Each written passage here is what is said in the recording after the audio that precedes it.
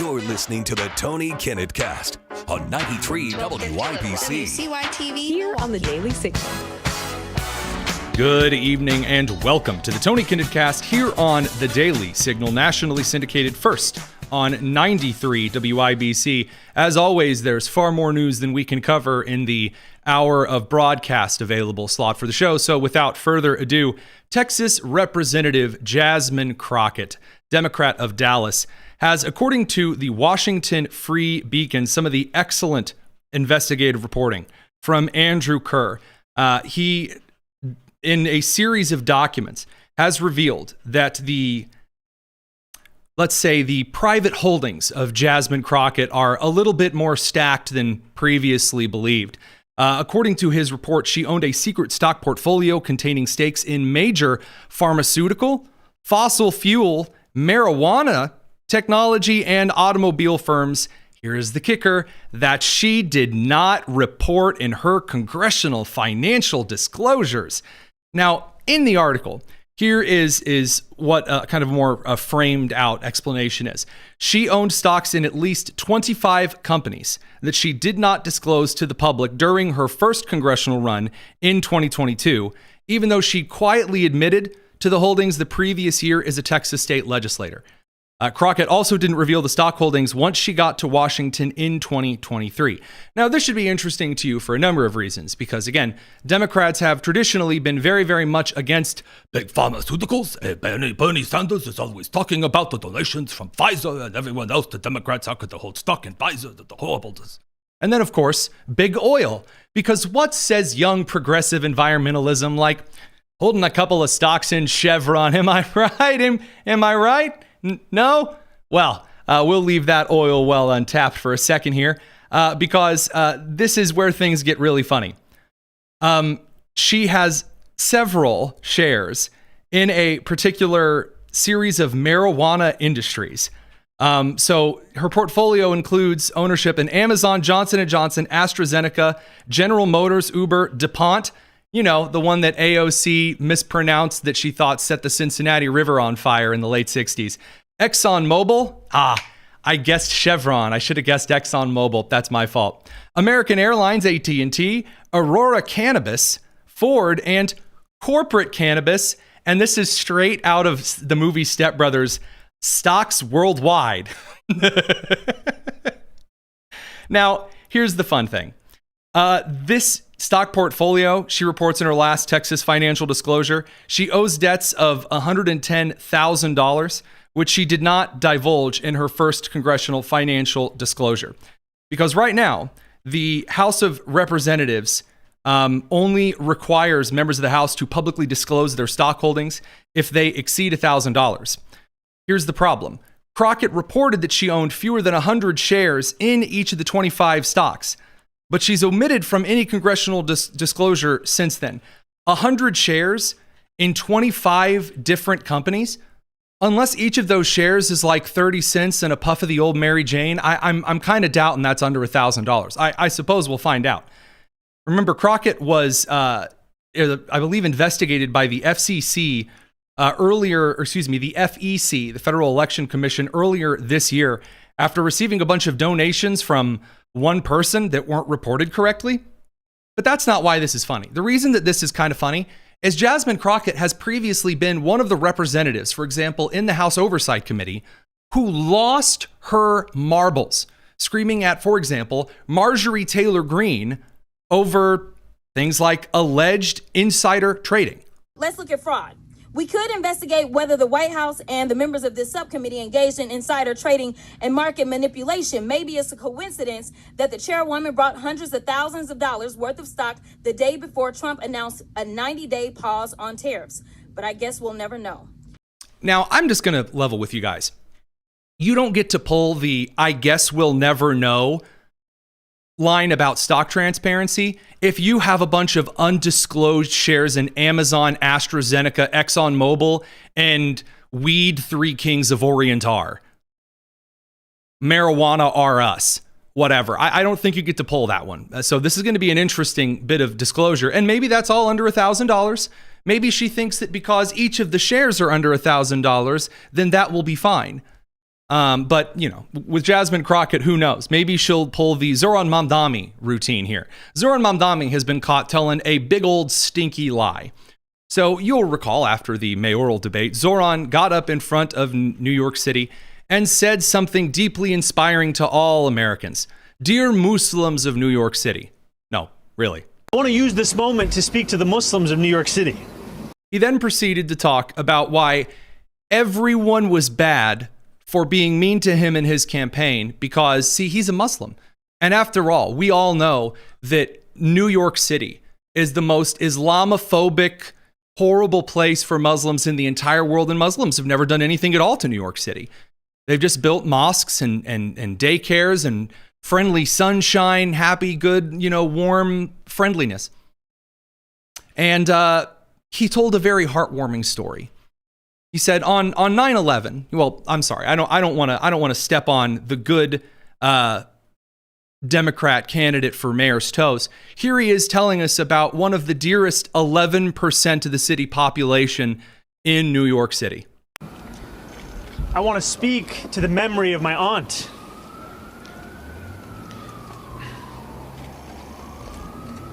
Who stopped taking the subway after September 11th because she did not feel safe in her hijab.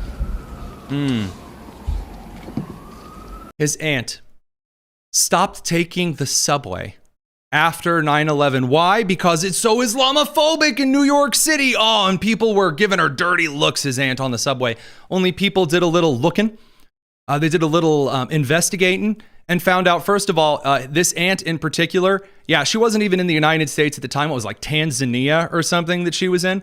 And also at the time, and I believe quite a bit after, she didn't even wear a hijab. So he's a big freaking liar.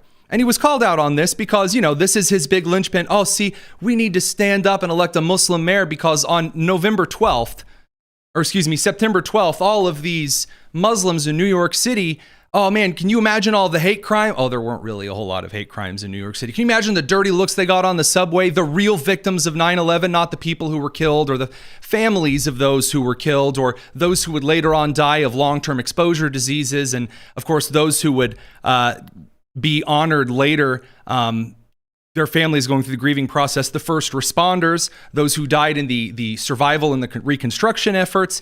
Oh, forget them. Well, the real victim, Zohran Mamdani wants you to know, is his mysterious imaginary aunt who may have gotten a dirty look from someone on September the 12th, 2001. So after it was called out that he was a big stinky liar, now he's going to update and change the story around a little bit here. Maybe a little wink, wink, nudge correction. How will you respond to President Trump? Recently, in a recent address about Islamophobia, you referenced your aunt and some of the harassment she was facing post 9/11. Is that a blood relative? Mm-hmm. Yes, I was speaking about my aunt. I was speaking about Zerafui, my father's cousin, who sadly passed away Wait a minute, my father's cousin? Hang on a second here. That's not an aunt. a few years ago. And for the takeaway from my more than 10-minute address about Islamophobia in this race and in this city to be the question of my aunt tells you everything about Andrew Cuomo and his inability to reckon with a crisis of his own. Oh, I see. I love this line. The media always does this. This is Republicans notice or moderate Democrats notice or independents notice. If let's take Joe Biden, he gets up in front of the country and goes, no, Republicans are out there killing the black people, everywhere, killing the black people. And then Republicans come out and they say, do you have a source for that? Or is there any data for these crimes you're alleging Republicans have committed? And then he has to walk it back because there's nothing. And so then it's not about the specific things I claimed were happening. It's actually about the broader story as a whole. And it's not that, there are actually definitive actions of black people or Muslim people or LGBTQ plus 2IA 8765309 people not actually getting discriminated against in a specific systemic way. No, actually, it's that they feel people are being racist. And that's all the evidence you need. It's like the Simpsons reporter. Your tears say more than real evidence ever could. Radio crew, we're going to send you to the commercial break while one of Zohran's favorite supporters, just throws out some anti-Semitic slurs. It's the Tony Kinnett Cast. We'll continue on the live stream. Now, to save us from a lovely fine, I would like to introduce you to an individual who's all, razzed up and excited, the Zohran Mamdani crew, who are just about openness and love and friendship. And here he is, screaming at a Jewish mom in the city. You'll notice on his t-shirt, for those who are watching and not just listening, he's got "Hot Girls for Zohran" on. All right, here you go. You turned on a nasty Israeli song. You're talking. He's attacking us. Can you please have somebody? That's a lie. You're monsters. Because I'm a Jew. Ah, New York City, a land of love, acceptance, and friendship. I'm sorry. I know that she didn't perhaps talk about it in her address, but Alexandria Ocasio-Cortez, she doesn't want you to think about, the screaming and the yelling and the crime and, the anti-Semitism and the stabbings on the subway. No, she wants you to know that New York is a totally wonderful, super duper, amazing place where, it was just built by immigrants and friendship. This city was built by the Irish escaping famine, Italians fleeing fascism, Jews escaping Holocaust, Black Americans fleeing slavery and Jim Crow, Latinos seeking a better life. I like how it went from Latinos, she didn't go like Latinos seeking un better vida, And she didn't do that. She said Latinos seeking a better life. Native people standing for themselves, Asian Americans coming together in Queens, in Brooklyn. By the way, I do love how once she finally gets through, she says Irish Americans escaping famine. Okay, because Democrats only think that Irish people came to this country to escape the potato famine. That was it. That's the only reason that Irish people have ever come to the country. That's it. Oh, that's the only reason. And then Italian Americans escaping fascism. There were no Italians in New York before Mussolini stepped up, which, yikes, sweetheart. I don't know about that. Then Native Americans standing for what's theirs. Ah, yes. Remember, right next to Chinatown in New York City, there's Little Cherokee. And we all stand for ourselves there. A very wonderful place. Elizabeth Warren is there often, I'm told. And then she gets to Asian Americans, and I'm curious as to what she's going to say, about Asian Americans. Then it's just Asians standing together, because she doesn't actually have anything that's useful here. She's trying so hard to gear up to run for president. She wants to so bad. In the Bronx, in Manhattan, in Staten Island, in this country, in a vision to build the freest, toughest, and greatest city on earth. Hey, it's not the freest city on earth, I'm afraid. Producer Nick? I wonder if she was actually referencing with the Asians my favorite instance of Asians standing up for what was theirs, the rooftop Koreans. Unfortunately, Los Angeles, not New York City. But I'm AOC, just being able to list people who live in the city and list all 5 boroughs like a big girl, good for her. Well, because it didn't happen in NYC. You had Stop Asian Hate, where we had one protected class attack them. Yes, unfortunately, the Stop Asian Hate campaign was quickly removed from the media as soon as it was discovered it wasn't white people in this country hurting Asians. But again, also Italians and Irish are supposed to be white whenever it's really convenient. It's a very weird system, and you might think that she's insane. But rest assured, good viewer, good listener, AOC wants you to know she's not insane. She's the most sane ever. She's the sanest. But we must remember, in a time such as this, we are not the crazy ones, New York City. We are not the outlandish ones, New York City. They want us to think we are crazy. We are sane. Yes. Yes, I can't wait. By the way, that is, as I've said before, that is the Democratic nominee. That is.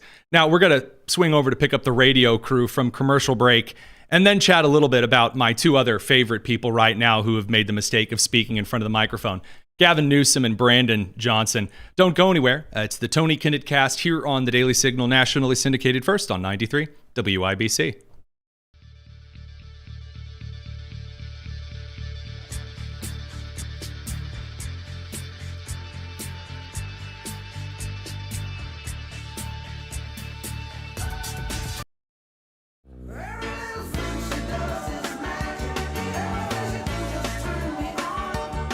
Tony Kinnett Cast on 93 WIBC. Welcome back to the Tony Kinnett Cast. We'll leave AOC and the New Yorkers having their own little special time for a second. Gavin Newsom of California, of course, he's essentially announced that he also is going to run for the presidency in 2028. But see, the problem with Gavin Newsom is, he's a white dude. Allegedly a straight dude, a wealthy dude. Well, he can't have that, because then it's all of the things that Democrats value. He's none of them. He's not LGBTQ plus enough. He's not, black or brown or some other approved color enough. He's unfortunately doesn't have the right, I guess you could throw on a skirt and, but I guess Sarah McBride's already kind of got him beat there.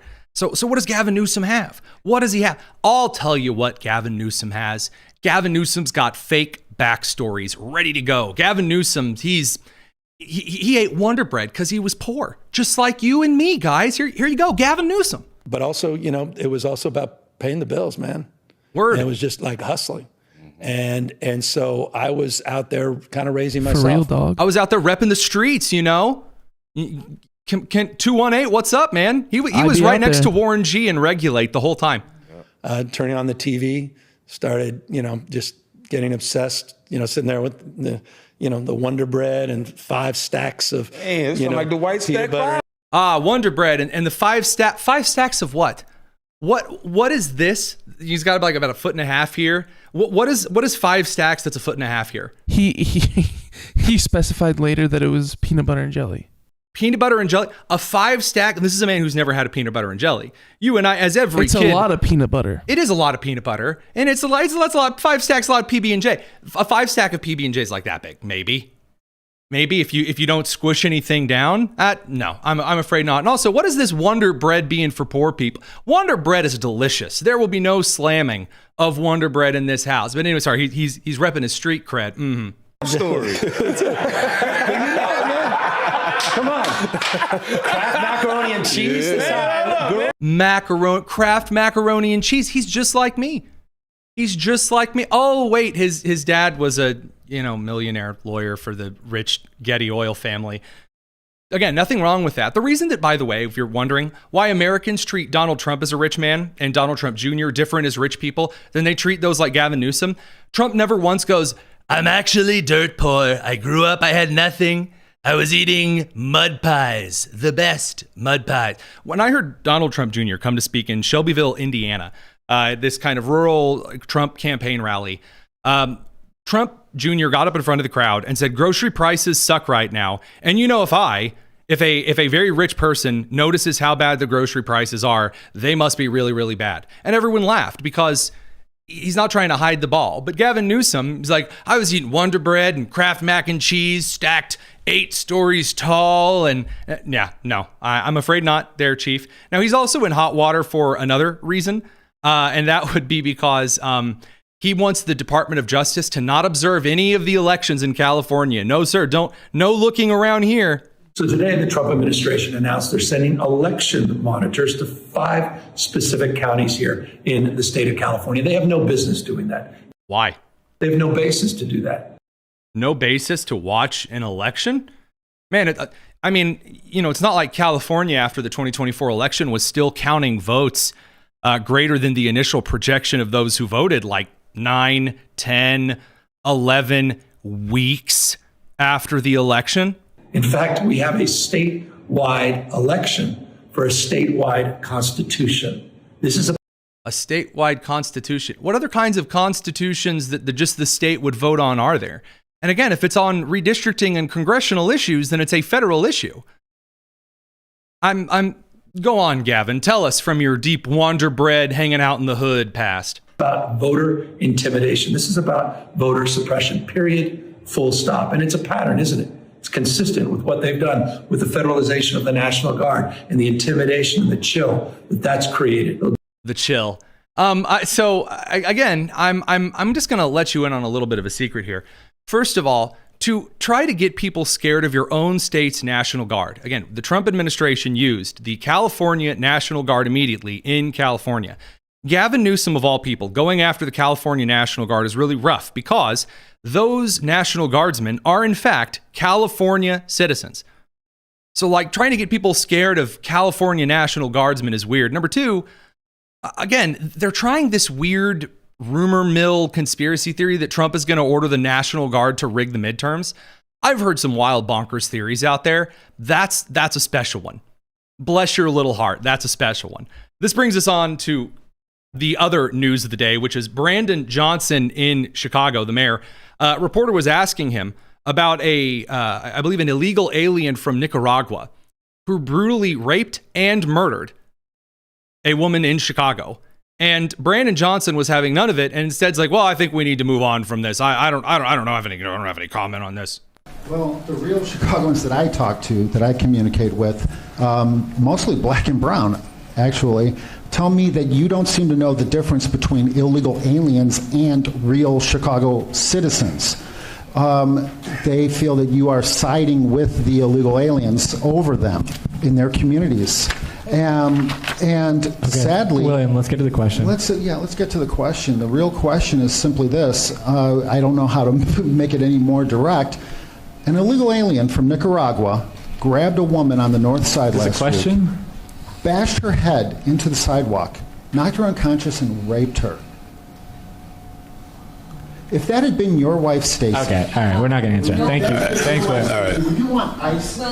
Would you want ICE to deport her? All right.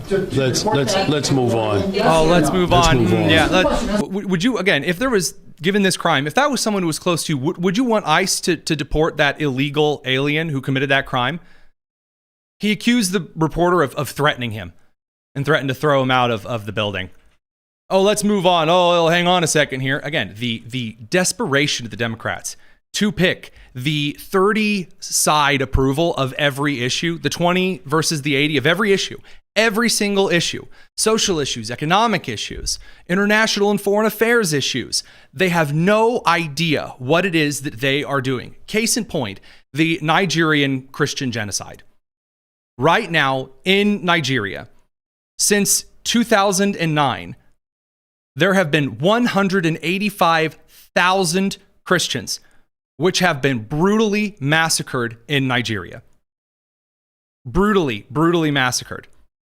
Now, there have been a lot of individuals in Congress, in the previous administration, who have discussed this severe issue with the way the Nigerian government, the factions inside Nigeria have conducted the persecution against Christians. And then what do you hear? You hear someone like a Jasmine Crockett, you hear someone like an AOC get up there and go, "Oh, Christians, they're not persecuted at all. That's just a non-issue."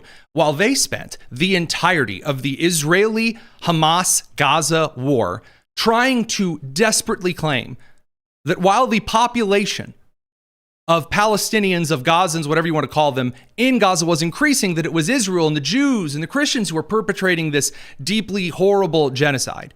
But then all of a sudden, when it comes to discussing the August 2025 report, in the first 220 days of 2025, 7,000 Christians are estimated to have been killed. And not just, by the way, not just Christians, but moderate Muslims. 60,000 have been killed since 2009. By who? Oh, yeah, Islamic jihadists. The same people that Zohran Mamdani says, those are the real victims. Those people, the globalized, the intifada people, they mean well.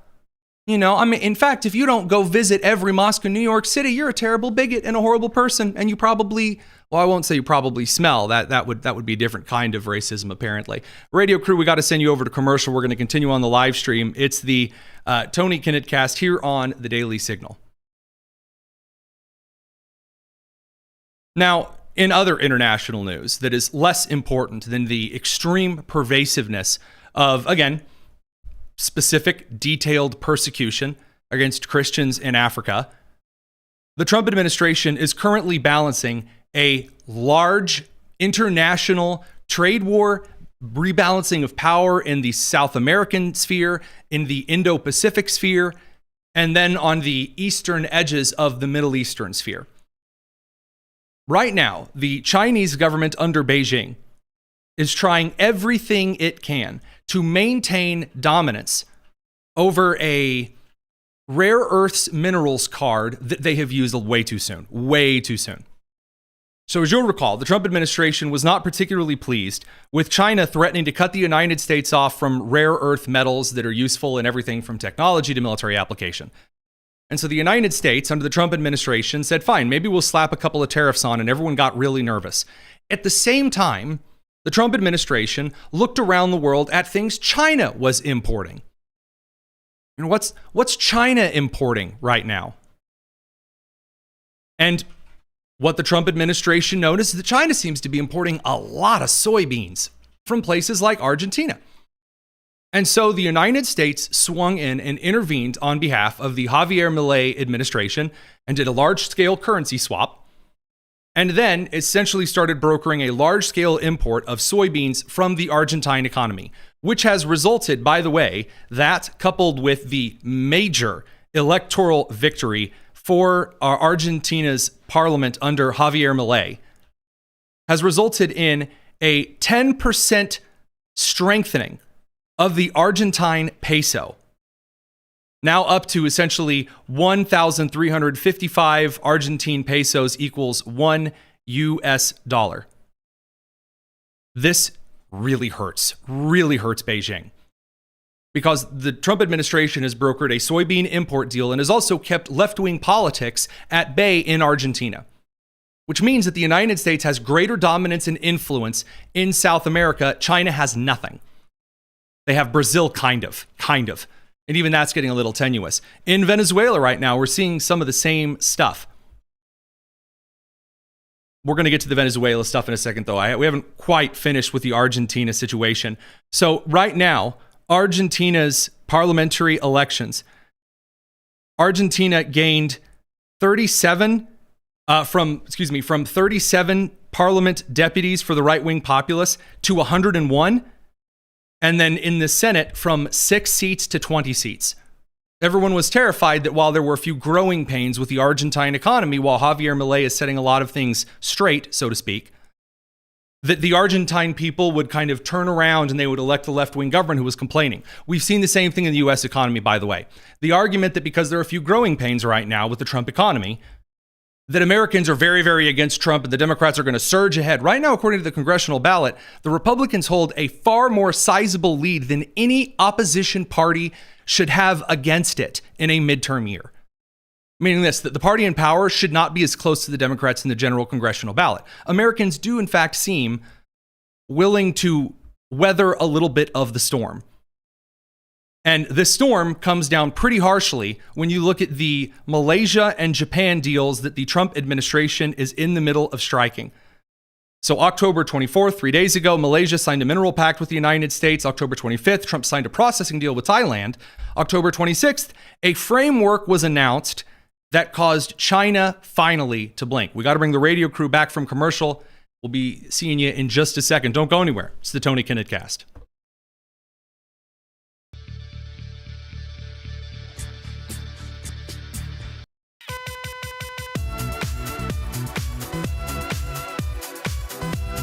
It's the Tony Kinnett Cast on 93 WYBC. Welcome back to the Tony Kinnett Cast here on the Daily Signal.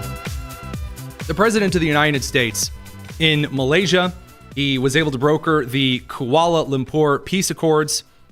Some excellent stuff on that particular lever. Again, another major, I think it was Cambodia and Thailand, the two military actors in this that he has brokered a major peace and an economic agreement with. You never see that, by the way, where a party comes in and says, not only are you going to stop fighting, but also you're going to work together, friendliness and spending and trading lots of money. And the Trump administration, yet again, brokering a major peace deal. Now you say, well, what does this have to do with China?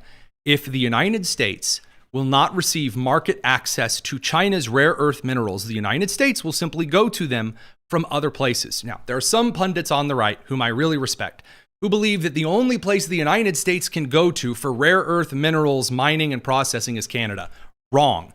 The United States should not put economic outposts just because someone is here close to us. Now, do I believe that we should trade with Canada? Absolutely. Do I believe we should bolster the Canadian rare earth minerals market? In many ways, yes. That's why I support the Alberta independence movement. But as far as the Trump administration is concerned, to go right up to Beijing's door and to establish mineral and processing packs in Thailand, in Cambodia, in Malaysia, and actively working economically in the region, Beijing is in hot water because now the United States has the same economic interest that it currently has in Taiwan in the rest of Southeast Asia.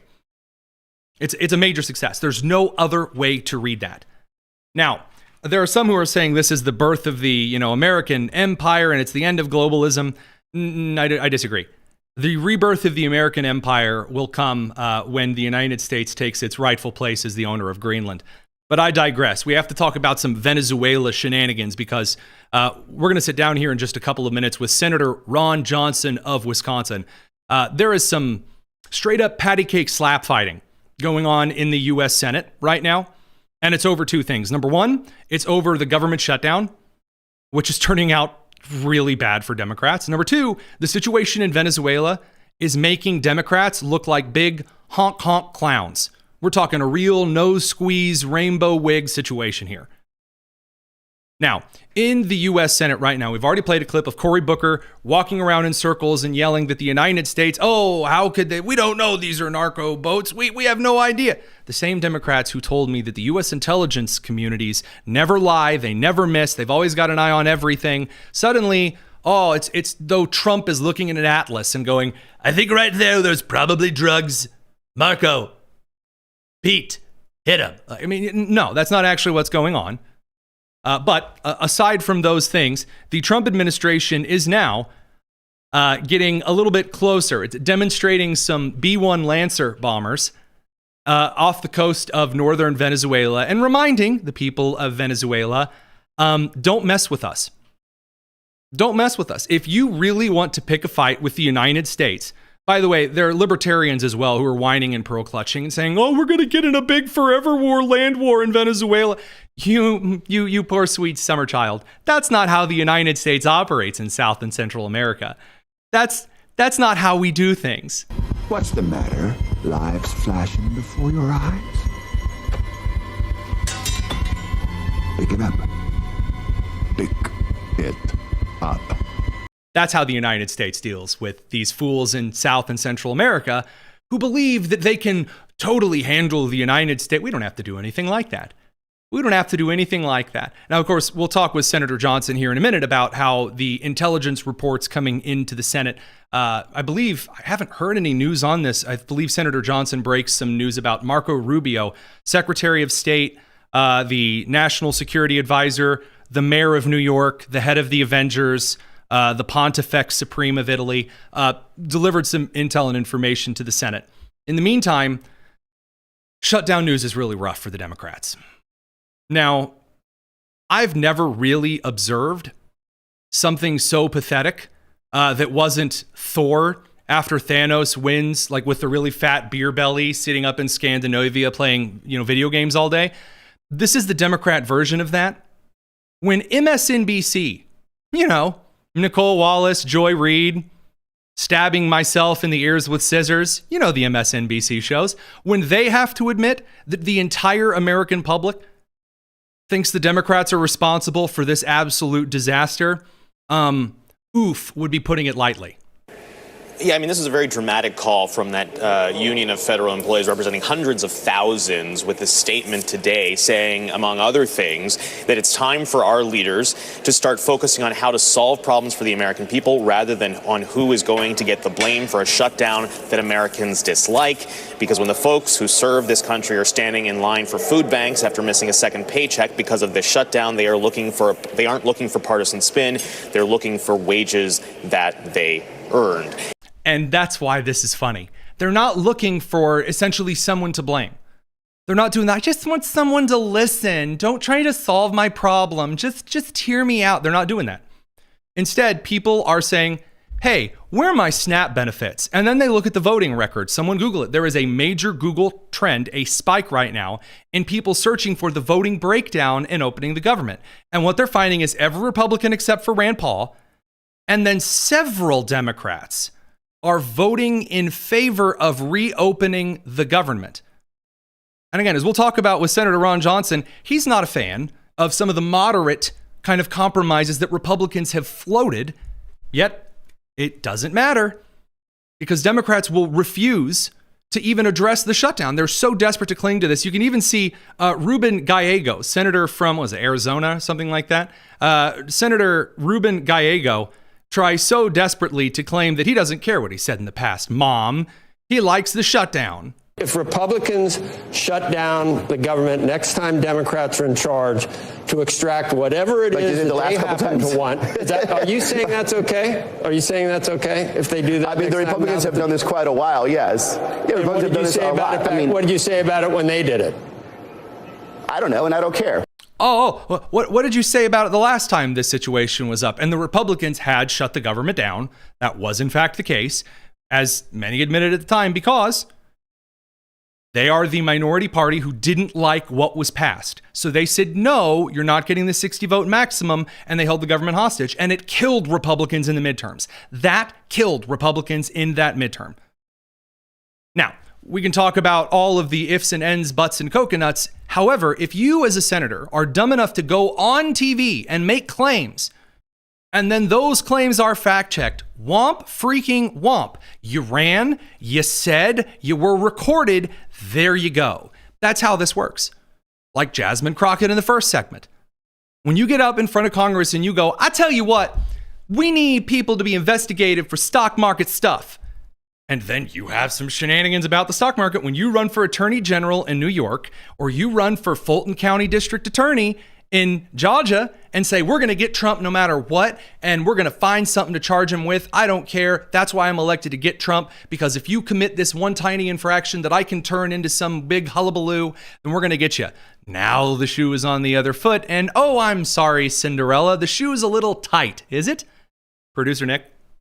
Well, you see these senators, the mainstream story is falling apart. It's not holding water. You have Trump actively trying to aid people by getting them their paychecks. And then the Democrats turn around and saying, I don't care. Trump's the one holding up the government. And then Trump and you have other Republicans coming to them and going, here's an olive branch. Please get people their money. I've got a great example for you of this. And this involves good old Golden Corral Governor J.B. Pritzker. Radio crew, we're going to send you off to the commercial. When we come back, it'll be Senator Ron Johnson of Wisconsin on the Tony Kinnett Cast. Okay, I did want to show you this. So I believe I have it loaded down in the bonus tonus section of clips. We'll try to find it. Here we go.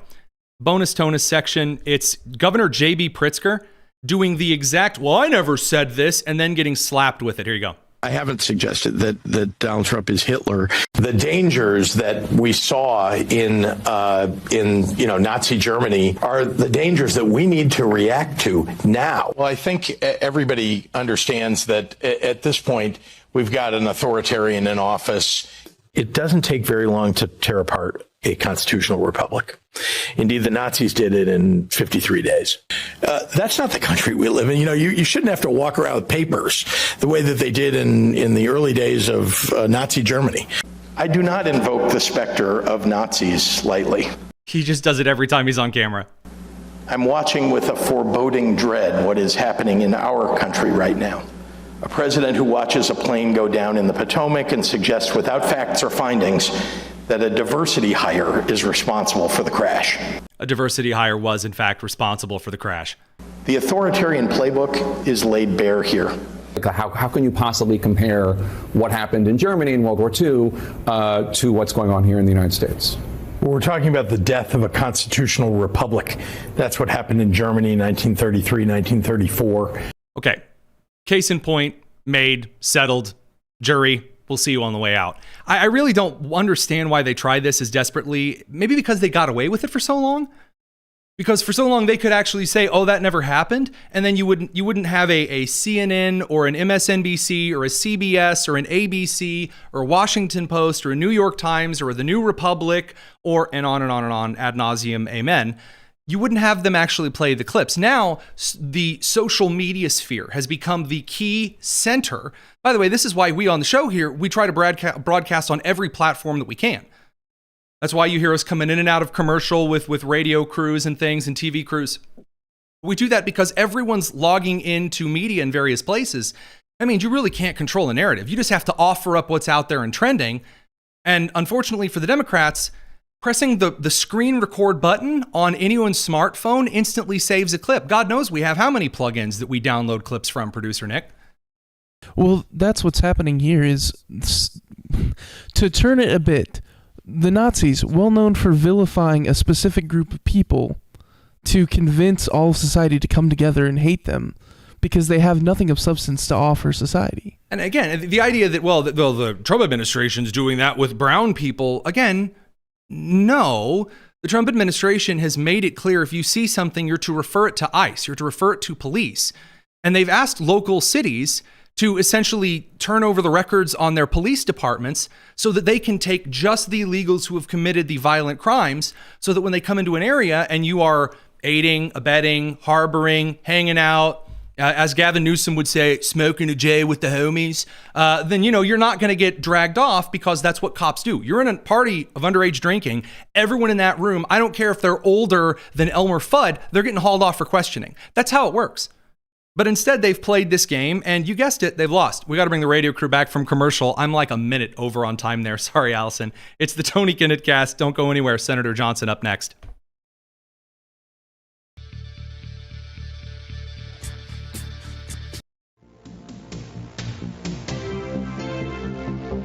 It's the Tony Kinnett Cast on 93 WIPC. We head over to the great Senator Ron Johnson of Wisconsin, joining us again here to talk a little bit about the 543rd time Democrats are passing on the opportunity to pass a bill just to pay government shutdown workers in the meantime. I got to tell you, I'm a little surprised at this one. You're not surprised. You never seem to be surprised. Tell us the situation on the ground there in D.C., sir.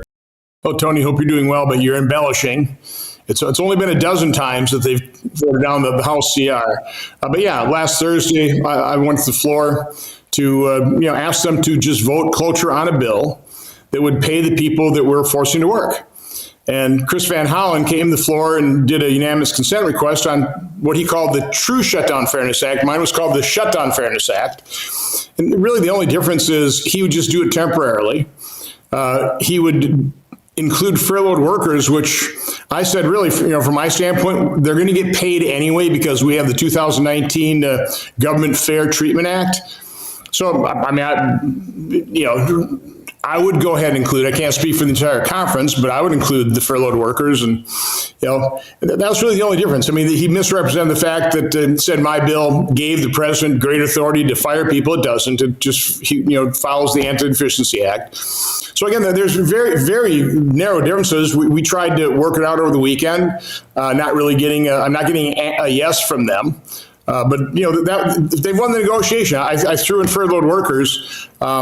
I hope Leader Thune decides to bring that back up for another vote. He switched his vote to no, so he can bring it up for reconsideration. If we don't do that, the real fix here would be the Eliminate Shutdown Act, which just establishes rolling 14-day continuing appropriations until you fund that particular department. Even some of our appropriators voted no because the explanation was what undercuts the appropriation process. But let me describe that process that it's undercutting. I've been here 15 years. Should have passed 180 appropriation bills before the end of the fiscal year to fund the next year.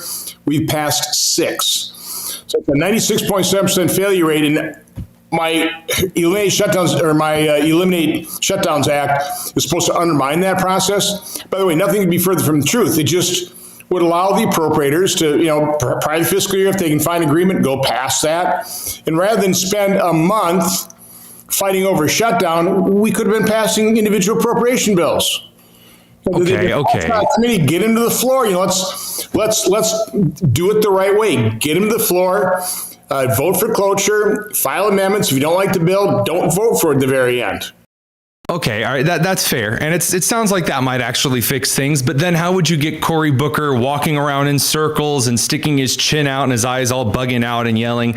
And I guess I should say, or at least I think you would know these senators a lot better than I am. When you have the Cory Bookers on one side, the John Fetterman's on the other, Cortez Masto, you've got Ossoff and Warnock voting in favor of some measures. It seems like some Democrats on the moderate side are starting to slip away and fracture. Is there anyone else you think that might be a little close to breaking away and voting with the Republicans to end the shutdown? we've got a number of senators that are retiring. Gene Shaheen, Gary Peters, they'd be what you'd term more the reasonable Democrats. But until they all vote together, it is a concern. Leadership's expressed this. I mean, if we keep doing these things and we give two or three of them a chance to vote for something, so, well, I voted to pay people, but they continue to keep the government shut down. I mean, you're kind of giving them a free vote, and don't necessarily, politically, you don't necessarily want to do that as well. So that's why I would just keep bringing up the Shutdown Fairness Act. Now, we've walked the extra mile. All I was going to do is the accepted employees, the ones we deem essential, that were forced to work, pay them. Okay, if you insist on furlough, I'll add that to our bill because they're going to get paid anyway. We vote for it now. Again, I hope that Leader Thune brings back the House CR first vote. If that goes down, brings back the Shutdown Fairness Act and explains to everybody this isn't what you voted on last week. This will then be, you will have a substitute amendment which includes furloughed workers. Now what's your beef? Now what's your excuse for not, again, they're saying we're punishing these federal workers because of our dysfunction. No, you're punishing because of your dysfunction. I'm willing to end the punishment, okay? I want to end the dysfunction. Again, I want to eliminate shutdowns for all time. I'm getting, at 15 years, I'm getting sick and tired of this. So it's so easy to do. It's so easy to do. To be fair, though, I admire the optimism, the idea that they said, well, actually, we want you to go a little bit extra here. We want you to go a little bit further and extend the payment to those who are furloughed. And I know you're saying, well, that's unnecessary, but all right, here you go. We saw Mike Lawler in the House do this with Hakeem. Hakeem's been running around chanting when he's not mad about sombrero pictures that all he wants is Obamacare subsidies. And so Mike Lawler trots up and says, hey, check this out. I got it laminated at the FedEx Kinko's this morning. It gives those subsidies to you. And Hakeem short circuits like a teapot that's been boiling water for too long. He just starts fuming and yelling, who's your boss? Because he's not even expecting that the Republicans would just say, all right, fine, here you go. Will you reopen the government? I've never seen worse acting. I mean, did you ever think that theater majors would make it this far into Congress? It's not even, when even MSNBC has to go in front of their audience and admit that Americans are really not believing the Democrats' latest shtick on this. At what point do you just hold acting classes in the House and the Senate?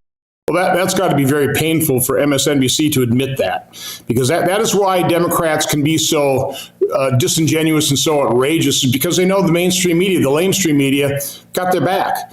It's basically the communication arm for the Democratic Party. So they can say anything outrageous, they never get called on it. And the few times where they actually are, they literally are shocked. It's like, hey, don't you know who we are? You're not supposed to point out our hypocrisy.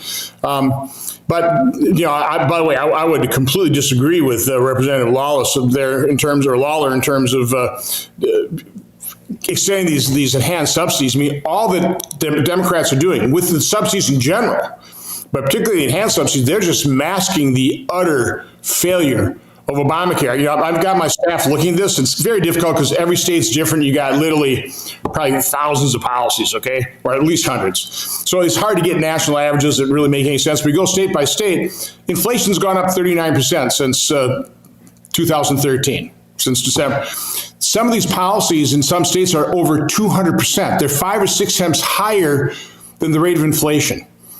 That is what Democrats are asking. Now, why aren't people screaming about it? It's because a very large majority of people on the Obamacare exchanges get subsidized for most of their coverage.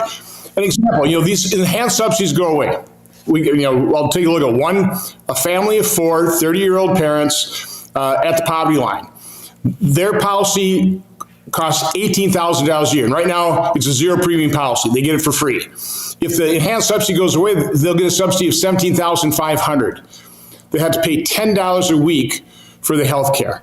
That's it. Okay, now they're at the poverty line. I mean, it's hard for them to afford anything, but the subsidies aren't going away. Obamacare, in all its gory destructiveness, remains in place. The subsidies that they put in place, they remain. It's just that the temporary COVID ones meant to mask the increase in premiums for people above 400% of the poverty line. Families making more than $120,000 and above are getting subsidies as well. That's what they want. That's what they want to keep going. They want to keep extending. No, and that's one of the things I thought was the most interesting, in Lawler coming out and giving the Democrats technically what it was that they wanted, and Hakeem still turned it down. But I digress, because since you obviously have spent a lot of time on the Homeland Security and Governmental Affairs Committee, of course, you were the chair from 2015 to 21, I believe. And right now, because you're getting ready to hold a town hall, am I correct? You're getting ready to do some kind of town hall? Right. So one of the things that I have seen a lot of, again, Cory Booker ranting in circles, yelling about, is the Venezuela situation, and that the Trump administration dares to strike narco-terrorist boats in the Southern Caribbean. Now the Gravely destroyer is down in Trinidad. Do you think this is the end and a full-scale land war is at hand, and that, this is clearly the worst thing in all of human history, or whatever? At least I'm sorry, Cory Booker's speech got a little boring for me. Well, I certainly hope this is the end of the Maduro regime. It's a illegitimate regime. They obviously falsified the election. The Venezuelan people have been forced to live in poverty. They impoverished that nation. It is a narco-terrorist state. And one thing I learned when I was chairman of Homeland Security, went down to Southern Command, and you saw our interdiction efforts. At most, we interdict about 10% of the drugs coming in this country from places like Venezuela. I come from manufacturing. In manufacturing, 10% would be considered a scrap rate. It's a cost-cutting business. Knocking out these narco boats, which, by the way, we had Secretary of State Marco Rubio come into Senate lunch and told us we have exquisite intelligence on these things. We know exactly these are drug boats. He said one of the reasons you know that, if we were knocking out some luxury liners or something, or innocent people being killed, you'd have that plastered all over the news. Nobody's coming forward and being outraged by these people who are being blown out of the water. And by the way, boat smuggling has dramatically decreased. Oddly enough, you've had to protect your nation. This is by and large an active war against the United States by a narco-terrorist state. You can't deal with an illegitimate regime. Hopefully you can put pressure on them and have the Venezuelan people topple it. They try to do it by elections. I mean, they had the people make copies of the election results. Maduro obviously lost, but again, he's a dictator. Just out of curiosity here, do you think that Secretary of State Marco Rubio could add to his list of jobs next president of Venezuela? After all, he's doing so many. I see a lot of internet memes, whether it's Pope or, every new opening, he's obviously a key candidate. Senator Ron Johnson, Wisconsin. I don't mean to keep you. I know the Democrats have to go vote against your latest measure, so we won't want to keep you away from that. Thanks again. Have a great day.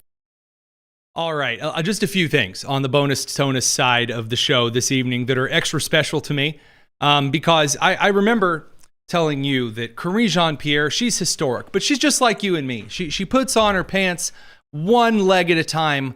When she wakes up in the morning. That's not true. I'm very sorry.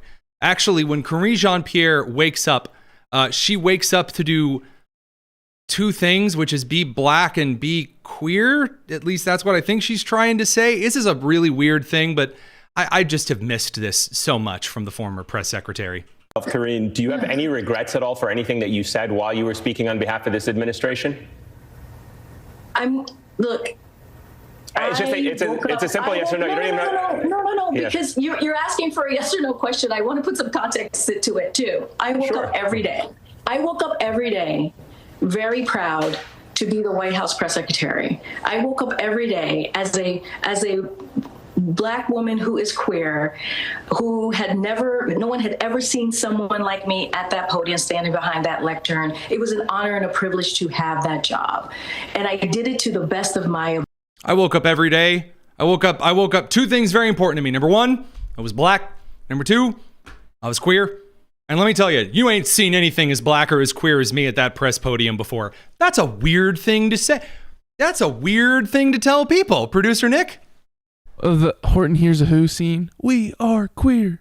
We are queer.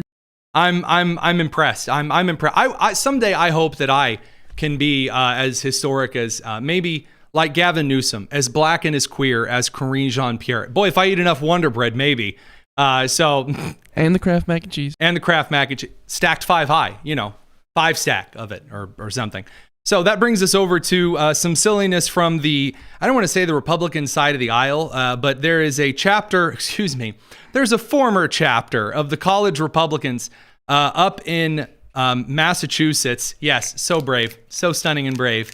A friend of the show, Nick Solheim, over from the American Moment organization. We've had him on the show several times. I believe that was the episode where you rotoscoped me in a winter coat. Yes. Yes, excellent. Nick Solheim, he went up to speak to the college Republican chapter up at Boston College. And he spoke about several things. One of the things that he spoke about is that you need to be prepared for the violence that is in fact coming in this country, because there are those on the left who want to kill you. Very, very true. We all have seen in the last 2 months that expressed in some of the most egregious ways possible. Not only resulting in the deaths of our friends like Charlie Kirk, but also resulting in the deaths of those that they claim to love, like the detainees at the ICE facility when the member of the Antifa terror group tried to assassinate members of ICE at the facility in Texas. So Nick Solheim got up there and said, hey, you need to be prepared. You need to essentially be prepared to get out there and defend yourself. This is, you basically don't walk around with your head in the sand.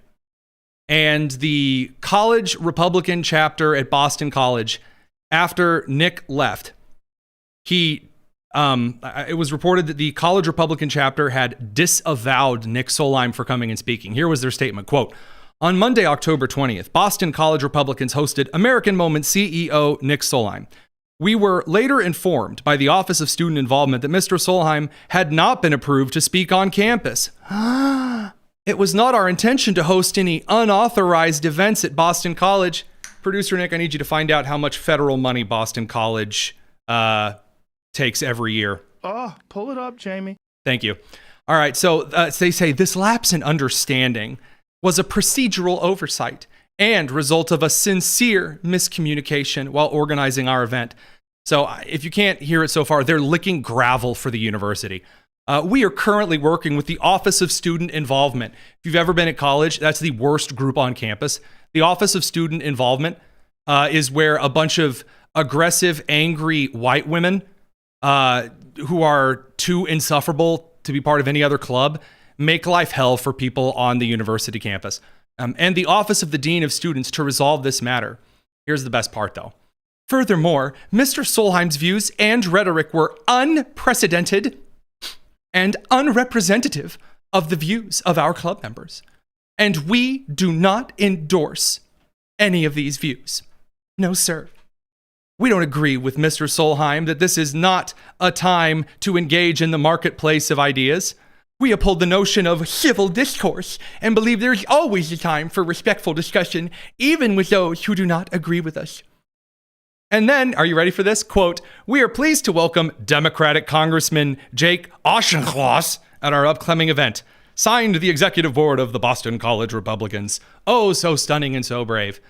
By the way, I just want to let you know out there as a public service announcement, if someone is expressing their desire to kill you or to be violent towards you, you are not required to hold a civil discourse conversation with them. Absolutely not.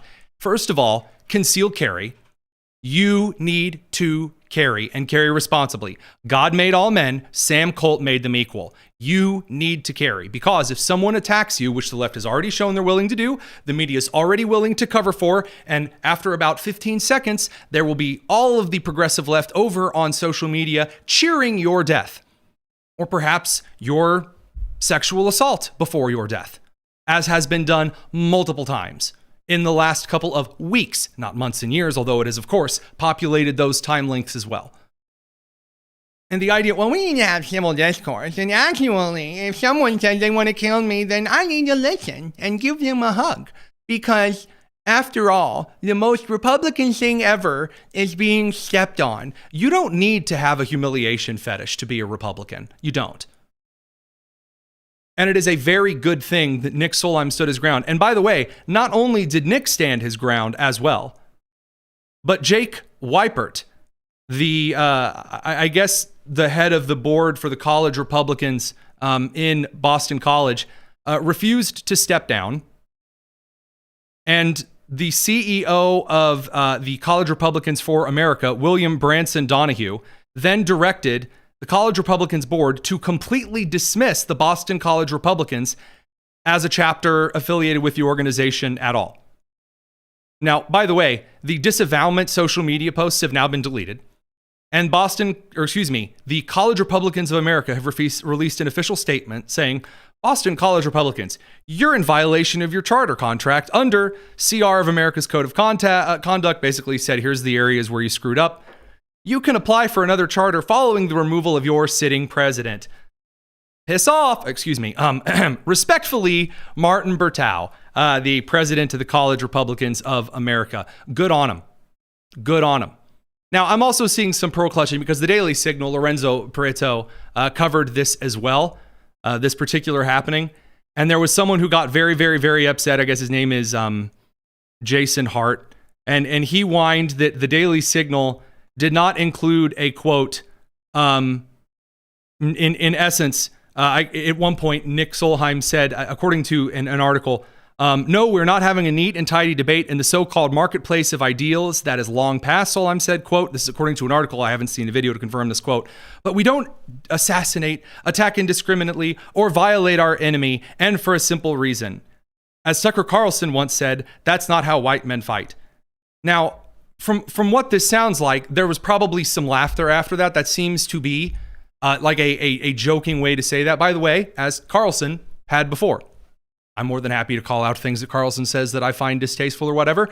In this case, though, there's no context around that. But apparently, the pearl clutchers online are very mad and are claiming that, well, actually, Nick Solheim is actually a super duper white supremacist kind of a guy. No. Don't be dumb.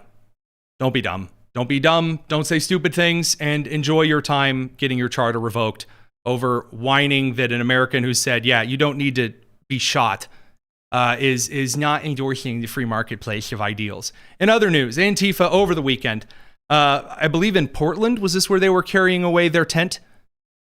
Antifa in Portland, carrying away their tent from a scene of protesty riots. They didn't just take down the tent, they picked up the tent and carried it off, prompting a rather interesting exchange from the crowd. What's in there? Why don't you guys want to show us what's in there? What's in there? Is there maybe weapons? What is it? Those tent poles are done. Yeah, that tent is totaled. They just don't want us to see what's in there. Camp cleared. Camp cleared. Interesting stuff. I'm sure that really what's in that tent, producer Nick, is the free marketplace of ideas. That's all that's in there. Very, very important. Last but not least, Zohran Mamdani in his great campaign, he's brought out the one thing the Democrats really desperately need more than absolutely anything. To his little freeze the rent movements for the Democrat Party, he's brought out the liberal white women. Because right now there's a coalition. You have the LGBTQ plus 2IA 8765309, Jenny, call my number. You have the aggressive jihadist pro-Palestinian Hamasniks. You have the illegal immigrant faction having a really good time. And then last but certainly not least, you have the white women. The white women are the most desperate of all to be affirmed in how wonderful and just they are. And they don't like being called radical because their ideas aren't radical. And so here you go to Zohran Freeze the Rent rally. Some state representative of New York no one's ever heard of saying, we're not radical. Abolishing law enforcement for Border Patrol and immigration, that's not radical. Is it radical to fight to abolish ICE? No, said the white women. No, it's not. Now, someone call the police. There's someone parked in my neighborhood and I don't know who they are. Yes, the leftist white women are fine. They're doing great. So I'm very thrilled, as always, to see the left acting exactly as you'd expect. Producer Nick. Oh, pull it up, Jamie. What? Apologies, the button. Joseph Overton hangs his head in shame as he watches the window continually move. It really is funny watching every little bit of this as they continue just to dive into complete insanity. They don't care. Because at the end of the day, if they just say it loud enough, then they can snap their fingers and then everyone gets free handouts, like in Venezuela. Because remember, in 2011, they were really prosperous and you had this guy come through and said, I'll give you all of this free stuff and it'll be like super amazing. And then, Venezuela just snapped their fingers and started paying for things. And again, 60 Minutes here, CBS. Here's what Venezuela looks like now. Freedom isn't the only thing in short supply in Venezuela. Hunger, chronic blackouts, and a scarcity of essential medicines plague the country. Yeah, but the rent's frozen. Today, more than 70% of residents live in poverty. Yeah, but they're like equally poor. Spread the wealth around. There's no wealth, but I mean, it's again, if you have a cheese pizza, then the pepperoni is always equally distributed. Plain cheese pizza. See, I'm telling you, we're really breaking into some of equity. I'm amazed. I might run for Congress if I ever get as AOC would say, Latino and queer enough. I'm excited. It is a stunning reversal of fortune for a nation that was once one of the wealthiest countries in the world. Venezuela's economy was crippled by disastrous socialist policies and mismanagement. Wait a minute, that's CBS. Man, Barry Weiss is already doing work over there. A crisis exacerbated by 20 years of U.S. sanctions imposed in direct response to the regime's anti-democratic actions, human rights violations, and corruption. Now, the comments under this video are very complaining. Oh, it's all the sanctions did this. The sanctions did this. I do enjoy how whenever there is a socialist regime, they are so quick to completely dismiss the human rights violations thing. There can be like explicit footage of people in the governing group saying, hey, look, sexually assaulting women. I'm happy about it. I'm proud of it. Here's a recording of me doing it. And they'll go, well, that's just what colonized, sanctioned people do. That's just, of course the black people are killing themselves in the neighborhood. They're oppressed. That's why they're doing it in Chicago. The white women are here to tell us all about the world. Yay. So disgusting, despicable. No, Venezuelan people are not committing human atrocities because that's what Venezuelan people naturally do. No, black people in Chicago aren't committing murder because that's just what oppressed peoples do. Crimes are your choice. Crimes are the factor of cultural encouragement. You coming out a certain color or being born in a certain country doesn't automatically make it okay for you to commit crimes or be excused from certain things that you do. This is something that has kind of been an opinion of the right for some time. But again, the coalition of white women, they want their caste system. So, have a really good time, I suppose. Radio crew, live stream crew, everywhere crew. Thanks for tuning in this evening. We'll be back tomorrow with a whole lot more news and nonsense. This is the Tony Kinnett Cast here on the Daily Signal, nationally syndicated first on 93 WIBC. Take care.